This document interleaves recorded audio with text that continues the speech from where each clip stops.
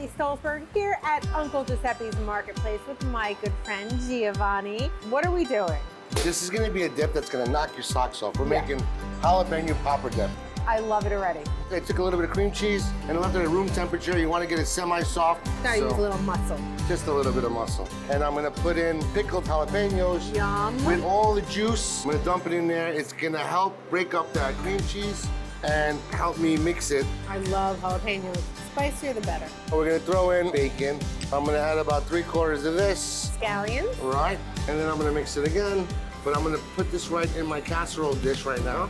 You have to warn people that come over. This one's gonna be a little spicy. I don't warn anybody. Good. Eat at your own risk at Right? my house. I like that.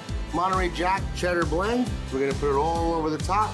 That's gonna be ooey gooey. Take the rest of this bacon here. I'm gonna put that on top. I mean, I would eat this just like that. Right? Give me a spoon. Put it on a bagel or something, right? Done. Top it with more jalapenos. See, there's your warning to guests. There's your warning. See that? Now, this is gonna go in the oven for about 15 minutes Okay. at 350, 375.